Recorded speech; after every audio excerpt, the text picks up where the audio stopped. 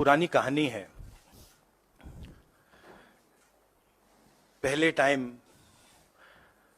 बहुत सालों पहले हिंदुस्तान में एक राजा हुआ करता था।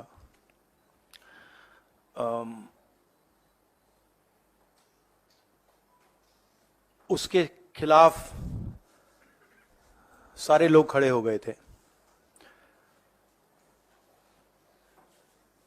पूरी जनता, सारा का सारा ऑपोजिशन उन पर आक्रमण कर रहा था और वो टेफ्लॉन जैसे थे। उन पर जितना भी आक्रमण करो कुछ होता नहीं था। तो थोड़े साल बाद जो ऑपोजिशन के लोग थे जो उसको रेजिस्ट कर रहे थे, वो बाहर एक ऋषि बैठा रहता था, उसके पास गए। उसने कहा कि बताइए, हमें बात समझ नहीं आ रही है। हम इस राजा पर 24 घंटा आक्रमण करते हैं, जनता इसके खिलाफ है, कुछ होता ही नहीं है। जितना हम इस पे आक्रमण करते हैं ऐसा लगता है कि हम गलत जगह तीर मार रहे हैं। तो ऋषि ने कहा, वो काफी नॉलेजेबल था, तो उसने कहा देखिए एक्चुअली बात क्या है, ये जो राजा है इसकी आत्मा इसके अंदर नहीं है। इसकी आत्मा वहां पे पीछे एक छोटा सा घर है, वहां पे एक पिंजड़े में एक तोता बैठा है। इसकी जो आत्मा है ना, वो उस तोते के अंदर है। उस तोते को जाके आप पकड़ लीजिए, राजा खत्म हो जाएगा। बहुत इंटरेस्टिंग कहानी है, क्योंकि नरेंद्र मोदी जी की आत्मा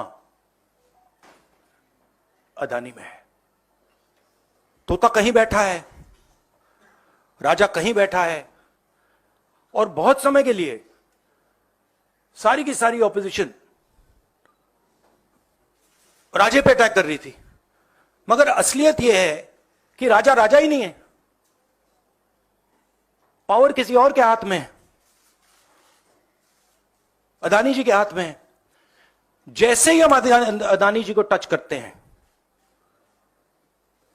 इंटेलिजेंस एजेंसीज, स्नूपिंग, सीबीआई, मैं पहले सोचता था नंबर 1 प्राइम मिनिस्टर,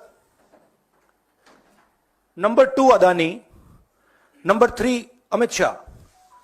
एक्चुअली ये गलत है। Number 1 Adani, number 2 prime minister, number 3 Amit Shah. अब हिंदुस्तान की पॉलिटिक्स हमें समझ आ गई है, और अदानी जी बच के नहीं निकल सकते, क्योंकि अदानी जी को हमने ऐसे घेरा है, तोते को हमने ऐसा पकड़ा है कि वो बच के नहीं निकल सकता है। और इसीलिए सारा का सारा हो रहा है डिस्ट्रैक्शन पॉलिटिक्स, कि देश की निगाह, ऑपोजिशन की निगाह